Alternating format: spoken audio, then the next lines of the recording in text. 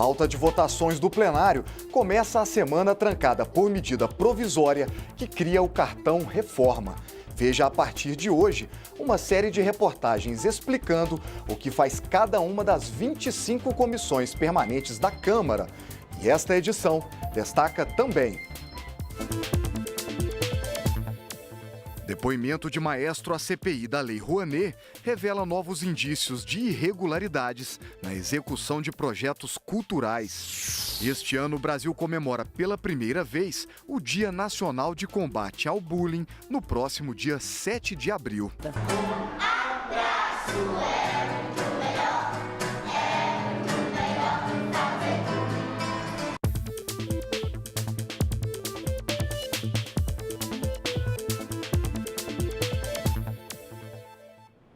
Boa noite. Em Brasília, 20 horas e 3 minutos. O Jornal da Câmara começa agora. A pauta de votações do plenário começa a semana trancada pela medida provisória que cria o cartão Reforma. Quem tem mais detalhes é a repórter Dini Moraes. Dini, boa noite. Afinal, do que se trata esse cartão Reforma? Boa noite, Marcelo. Boa noite a todos que nos acompanham agora ao vivo pela TV Câmara. Marcelo, o Cartão Reforma é um programa social. Ele foi criado em novembro, né? E ele dá às famílias de baixa renda dinheiro para comprar material de construção para ampliar ou reformar a casa onde vivem. E atenção, isso não é um financiamento, é dado mesmo. A família que recebeu o benefício só vai precisar providenciar o pedreiro. Vamos falar um pouquinho mais, Marcelo, das regras dessa medida provisória, desse cartão Reforma. Podem participar, vamos dar uma olhadinha aqui, vamos ver algumas regras. Podem participar desse programa famílias que tenham renda por mês até R$ 2.800. Isso já é R$ 1.000 a mais do que pretendia o governo inicialmente, já foi uma mudança feita por deputados e senadores na comissão especial que previamente avaliou esse assunto antes de vir aqui para o plenário. Vale lembrar aqui que vão ter prioridades as famílias que têm idosos, as famílias que têm deficientes, que têm a mulher como chefe de família, ou seja, que ela seja responsável aí pelo sustento da família, e também as famílias que tiverem a renda mais baixa. Bom, o benefício vai ser de até R$ 5.000, ou seja, a família vai poder comprar os materiais até R$ 5.000. Tem até um ano para usar esses recursos, mas lembrando que só vai poder fazer a compra nas lojas que forem credenciadas pela Caixa Econômica Federal. E 10% de todo o valor do programa social vão ter que ser aplicados em moradias do campo. E as prefeituras e os governos estaduais vão ser responsáveis por fazer a seleção das famílias que vão fazer parte e também vão ter que prestar assistência técnica e fiscalizar. Bom, o objetivo, na verdade, é melhorar as condições de vida das famílias mais pobres do país. E aí, as pessoas que moram em barracos, em condições que não têm higiene, ou que não têm segurança, ou não têm acessibilidade. E o governo de quebra diz que isso aí vai trazer alguns benefícios para a economia, vai estimular a indústria, vai estimular o comércio, trazendo emprego e renda também, Marcelo. Tá certo. Tem mais alguma coisa aí? Reunião de líderes? Então, na verdade, essa MP, ela assim, vou voltar a falar dela mais um pouquinho, porque ela precisa de um detalhezinho a mais.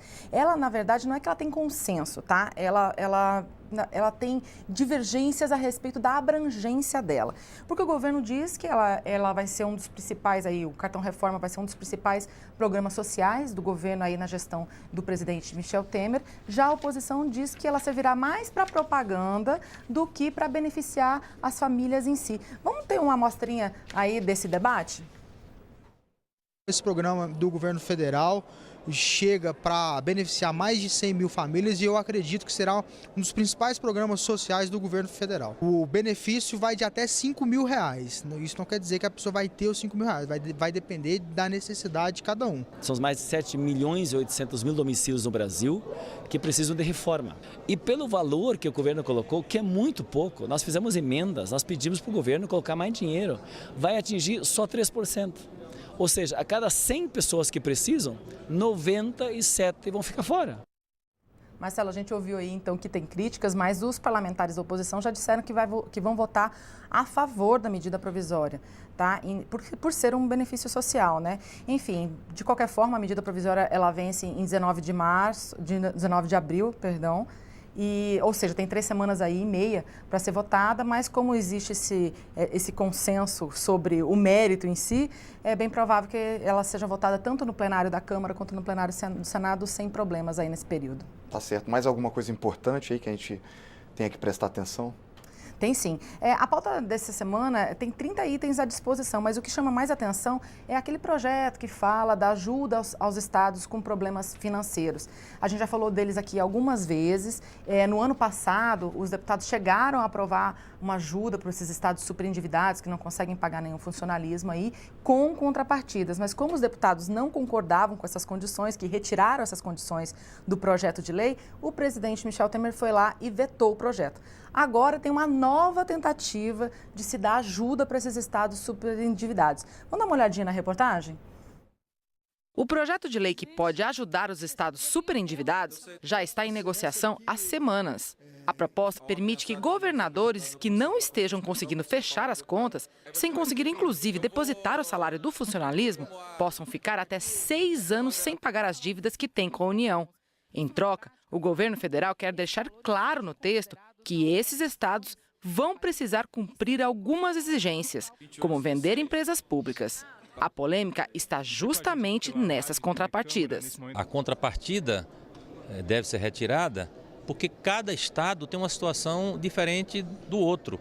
Tem estado que não tem mais condições de cumprir suas obrigações, tem dívidas monstruosas, mas tem estados que cumpriu o dever de casa, cortou gastos, está enxuto, né?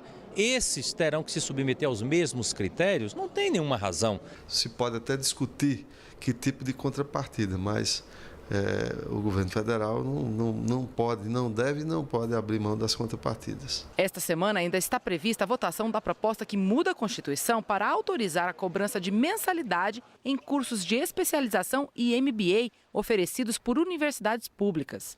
A ideia é reforçar o caixa das instituições e acabar com os processos judiciais que envolvem o assunto. Essas especializações geralmente é para atender à exigência de um mercado, ou seja, alguém que já está no mercado de trabalho que resolve se qualificar, se preparar. Não é justo que a universidade abra um curso específico, universidade pública, para qualificar profissionais que já estão no mercado de trabalho e seja gratuito para eles também. Há um risco enorme de que essa seja uma brecha por onde vão passar outros cursos e outras privatizações do ensino público. Gine, a gente sabe que a pauta do plenário também é decidida pela influência dos líderes. Vai haver reunião de líderes para essa semana?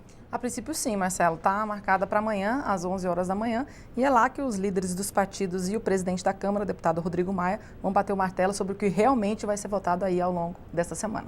Perfeito. Obrigado pelas informações, Gine. Com a eleição dos presidentes na semana passada, as 25 comissões permanentes da Câmara retomam os trabalhos a partir de hoje.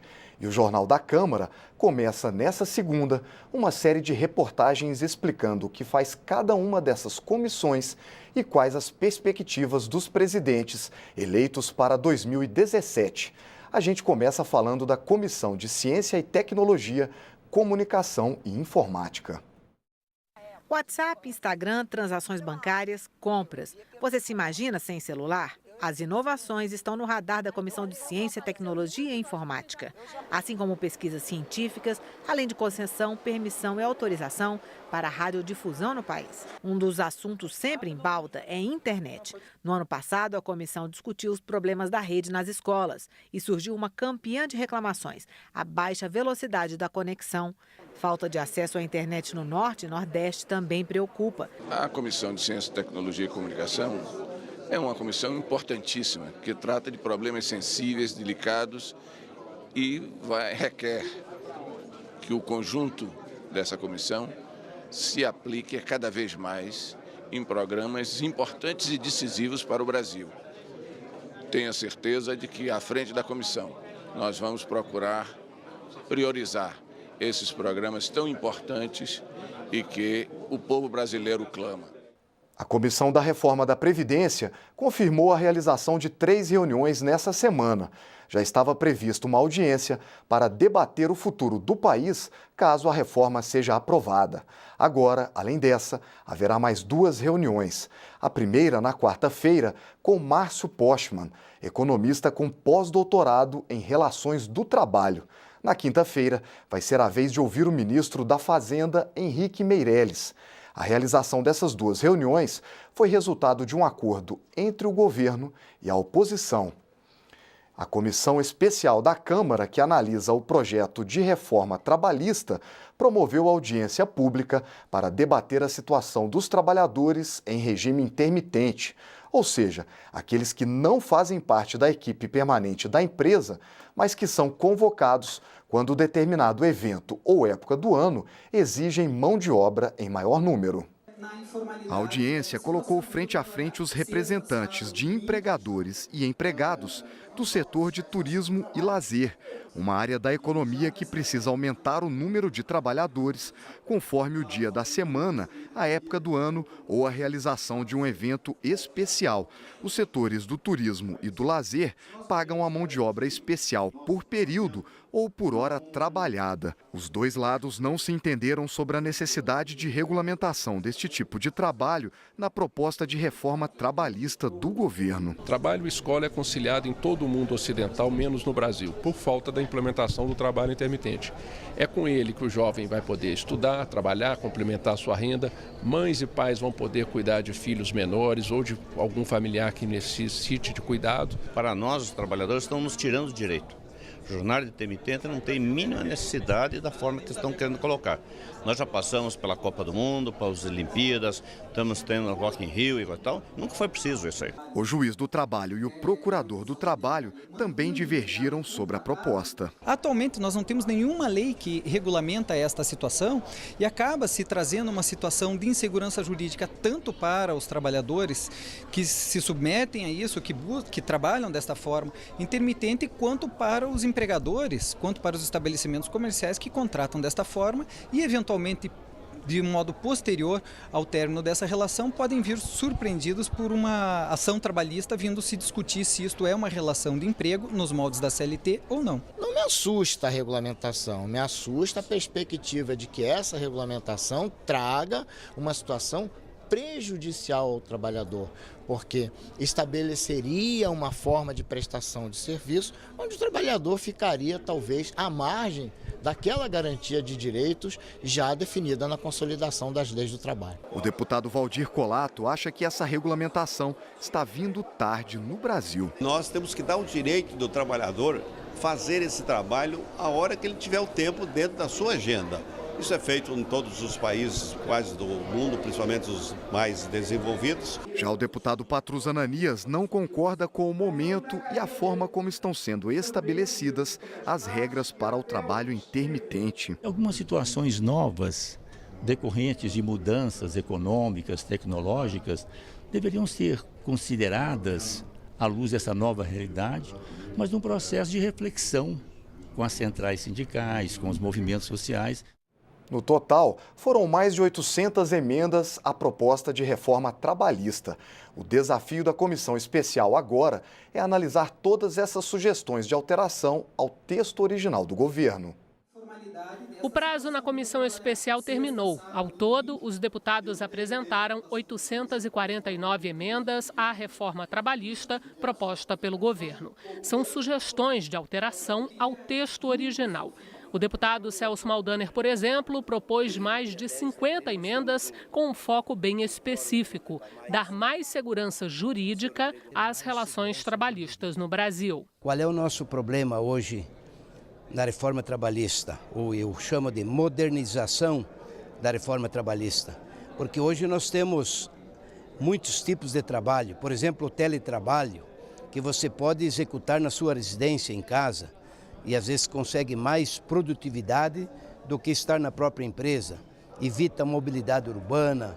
Então nós apresentamos muitas emendas, sempre no sentido de dar mais segurança jurídica. Mas, para a deputada Jo Moraes, o essencial agora é diminuir as perdas que o trabalhador terá com a reforma trabalhista. E com esse objetivo, ela apresentou 8 emendas. Eu concentrei 8 emendas, destacando especialmente a estrutura de eleição para representantes dos trabalhadores no interior das empresas, o que representa que o acordo coletivo tem força de lei desde que não contrarie as normas constitucionais vigentes e também que se estabeleça um limite no número de horas de trabalho temporário. O relator da reforma trabalhista afirma que a grande quantidade de emendas apresentadas reflete uma demanda reprimida de anos por mudanças nessa área. Os parlamentares certamente estão aproveitando esse momento para falar sobre os temas mais variados, desde a questão da possibilidade de uma reforma sindical até aspectos processuais da própria Justiça do Trabalho. O tema que é a espinha dorsal do projeto, que é a questão da prevalência da negociação sobre os termos originais dos contratos entre trabalhadores e empregados, tem aí até agora pouco mais de 80 emendas a respeito do tema, porque há 13 pontos colocados, né? Então há muita diversidade de interpretação e há uma preocupação também de se dar uma blindagem ao projeto para evitar contestações posteriores, né? O relator disse também que deverá apresentar seu parecer sobre a reforma trabalhista até o dia 13 de abril, antes do feriado da Páscoa. E o debate sobre a reforma trabalhista continua nas Assembleias Legislativas dos estados. Na última sexta-feira, foi a vez da Assembleia de Minas Gerais sediar um encontro para discutir os impactos das mudanças propostas pelo governo na vida dos trabalhadores.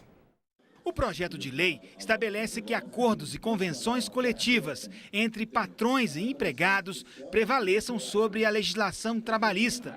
A proposta foi apresentada no fim do ano passado pelo governo federal. Se uma proposta dessa for aprovada, como aconteceu com a terceirização essa semana, por obviedade é só o início do debate, porque o debate da constitucionalidade vai ser um debate mais profundo e que a gente vai brigar até o final para que a Constituição do país seja cumprida. Se o projeto for aprovado no Congresso, o acordo entre patrões e empregados vai prevalecer sobre 13 pontos específicos, entre eles a jornada de trabalho, que vai passar de 8 para até 12 horas diárias. O governo propõe ainda o parcelamento das férias em até 3 vezes, com um pagamento proporcional aos respectivos períodos. O intervalo de almoço, que terá o limite mínimo de 30 minutos, poderá ser negociado. Trabalhadores e empregados, de acordo com o projeto de lei, deverão decidir juntos sobre a entrada no programa Seguro-Desemprego. No momento de crise econômica, de desemprego, isso significa precarizar, isso significa retirar direitos, isso significa prejudicar os trabalhadores. Então, a Assembleia não vota o projeto, mas a Assembleia tem um papel de mobilizar, orientar a população. A tramitação da proposta termina na Comissão Especial da Reforma Trabalhista, na Câmara dos Deputados, e não precisa da aprovação do plenário. Se receber sinal verde, vai direto à sanção do presidente Michel Temer. Corre o risco da gente votar esse projeto de lei, isso transformar em lei no âmbito de uma comissão de 37 deputados e deputadas. Nós vamos entrar com requerimento na comissão, nós temos essa alternativa de entrar com requerimento para encaminhá-lo para o plenário. Agora nós vamos falar um pouco sobre o trabalho da Comissão de Minas e Energia e ouvir o que tem a dizer o presidente do colegiado, deputado Jonathan de Jesus, do PRB de Roraima. Fornecimento de água, se bem que é mais atual falar em falta de água. De qualquer forma, os recursos hídricos do país são assunto de interesse da Comissão de Minas e Energia. Em um mundo cada vez mais plugado, a comissão também acompanha de perto o modelo energético brasileiro. Cabe a ela propor mudanças para deixar o sistema mais barato, seguro e sustentável. Nós estamos agora começando com toda a assistência que nós podemos obter. Já procuramos a Secretaria do Ministro para marcar uma audiência com o Ministro de Minas e Energia para poder fazer um entendimento alinhamento formal entre a comissão e o Ministério de Minas e Energia, fazer esse trabalho unido para avaliar os projetos que vão passar pela comissão, que seja necessário a sua aprovação, desde esse tratamento que a gente pode dar a um melhor desenvolvimento da nossa matriz energética, que vem se renovando no país. Nós precisamos ampliar esse leque como estado de Roraima, que precisa ser, é o único estado brasileiro que não está interligado no Sistema Nacional de Energia. Nós precisamos resolver esse problema. O ministro já está à frente do assunto. Nós precisamos correr para ver o Nordeste, que precisa rapidamente também de uma solução para poder resolver sua matriz energética. Nós estamos aqui começando a desenvolver um projeto, já conversamos na comissão com os deputados, então nós vamos começar a pautar as necessidades para o desenvolvimento do nosso país. Na CPI que investiga fraudes na Lei Rouanet, os deputados elogiaram mudanças feitas pelo Ministério da Cultura para evitar desvios e ouviram o depoimento de um maestro que acabou revelando novos indícios de irregularidades. O maestro Solielson Goethe aprovou diversos projetos para concertos de música erudita, como no caso de 3 apresentações que teriam sido feitas na fazenda de uma das empresas patrocinadoras e não tem comprovação. Para o vice-presidente da CPI da Lei Rouanet, há sinal de desvios. Uma orquestra filarmônica sem músicos fixos, contrata músico em qualquer lugar, apresenta uma prestação de contas em aberta desde 2010, continuou captando em anos seguintes. Isto mostra a fragilidade que o texto da lei tem. O relator da CPI elogiou as novas regras para aplicação da lei editadas pelo Ministério da Cultura, com o objetivo de evitar mau uso dos recursos. Eu estive com o ministro, ele manifestou sim a preocupação de já implementar algumas medidas que melhoram os controles por parte do Ministério da Cultura com relação à aplicação dos recursos públicos na Lei Rouanet, e a gente vê isso com muito bons olhos. Isto não diminui a nossa responsabilidade, a nossa preocupação de apresentar ao final da CPI sugestões que possam complementar essas medidas e, principalmente, aquilo que possa aprimorar a lei propriamente dita. A instrução normativa publicada pelo governo inclui um novo sistema digital de fiscalização ligado à Receita Federal. A prestação de contas de cada projeto passa a ser feita em tempo real. A movimentação ficará disponível no portal da transparência. Agora, os ingressos vão ter um valor máximo, R$ 150. O custo do projeto, o cachê dos artistas, o valor captado por renúncia de impostos e o lucro também terão limites de acordo com o tipo de projeto e o tamanho das empresas. Para incentivar projetos no Norte, Nordeste e Centro-Oeste, os limites nessas regiões serão diferentes. A CPI da Lei Rouanet volta a se reunir nesta terça-feira. Os trabalhos da comissão vão até o final de abril. O projeto das 10 medidas de combate à corrupção deve ser analisado ainda essa semana na Comissão de Constituição e Justiça. A proposta havia sido aprovada pelos deputados em novembro e já tinha chegado ao Senado, mas o ministro Luiz Fux, do Supremo Tribunal Federal, determinou que a matéria voltasse para a Câmara. Segundo o Fux, o texto não poderia conter mudanças significativas por ser de iniciativa popular. O novo presidente da Comissão de Constituição e Justiça afirmou que vai agilizar os trabalhos para atestar a regularidade das 1.700.000 assinaturas do projeto. Nós nos dedicaremos a esse exame sobre a regularidade das assinaturas e, havendo essa regularidade, encaminharemos ao presidente Rodrigo Maia, conhecendo o projeto como de iniciativa popular e validando as assinaturas das pessoas que participaram desse projeto de iniciativa popular. Eu não posso dizer exatamente se isso deve ser votado ou se deve ser encaminhado para o Senado, até porque a questão foi judicializada e, obviamente, deverá haver a apreciação também pelo Supremo Tribunal Federal. Veja agora quais são as atribuições da Comissão de Defesa dos Direitos da Pessoa com Deficiência, presidida pelo deputado Cabo Sabino, do PR do Ceará.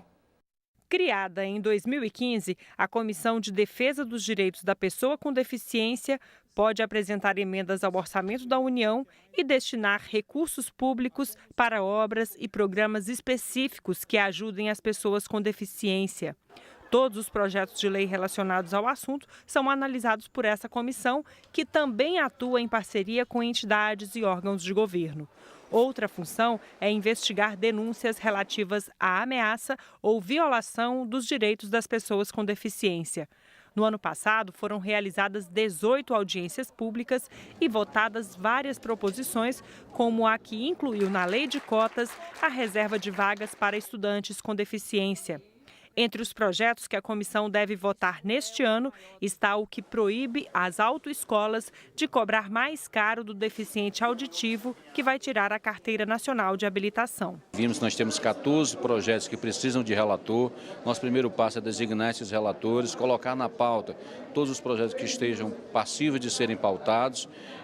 Nós temos requerimentos já de audiência pública e nós vamos ouvir os nossos pares e no dia a dia nós vamos criar essa pauta sempre voltada para a defesa da pessoa com deficiência. 7 de abril é o Dia Nacional de Combate ao Bullying e à Violência na Escola. A data foi instituída por lei, sancionada no ano passado e será comemorada pela primeira vez neste ano. O significado do bullying é conhecido de todo mundo. Humilhar, xingar, fazer coisas maus para os outros. Uma pesquisa do IBGE mostrou que 2 em cada 10 estudantes do país já praticaram o bullying e a principal causa dele é a aparência física. A Viviane, que é orientadora educacional, diz que o bullying reproduz os padrões de valores do grupo de convivência. Por isso, a escola onde ela trabalha criou uma campanha para orientar e prevenir todo tipo de agressão física, psicológica ou verbal. A gente retoma sempre essa questão.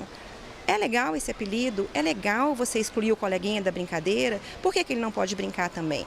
Para garantir a adesão dos estudantes, o professor de música criou uma canção que fala do bullying. E deu certo, a música já está na ponta da língua da criançada. Abraço é muito melhor,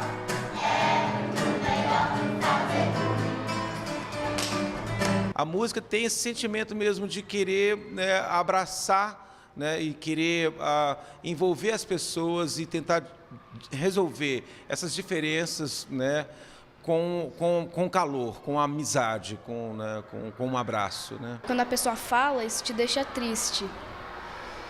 Talvez a pessoa, às vezes o bullying é tipo, isso foi culpa sua. E aí a pessoa carrega a culpa no coração e começa a querer carregar toda a culpa do mundo em si. A gente não pode fazer aquilo que não gostaríamos que fizesse com a gente, por causa que a gente vai xingar os outros, brigar. Para que fazer isso, né? A partir da lei sancionada no ano passado, todas as escolas poderão realizar alguma atividade contra o bullying no dia 7 de abril. A lei que instituiu o Dia Nacional de Combate ao Bullying e à Violência na Escola foi bem discutida aqui na Câmara e tem o objetivo de promover uma grande mobilização neste dia em todo o país. É preciso que haja diálogo, combate, reunião com as famílias denunciarem as diretorias das escolas e, caso não tenham êxito, denunciarem desde cedo aos conselhos tutelares, denunciarem a justiça, inclusive nas próprias escolas. Alunos precisam denunciar. Para esta psicóloga, é fundamental conscientizar as crianças e adolescentes na escola, porque esta fase é decisiva para a formação da identidade. Ela propõe o envolvimento da família, mas, antes de tudo, atividades pedagógicas para mostrar que cada pessoa é diferente da outra e merece respeito. A escola tem a oportunidade de oferecer a sua outro lado da moeda. Então, assim, você te percebem assim, porém você é capaz de mostrar que você também é bom nas outras questões. Então, a escola é um ambiente de mostrar as potencialidades que aquele sujeito tem.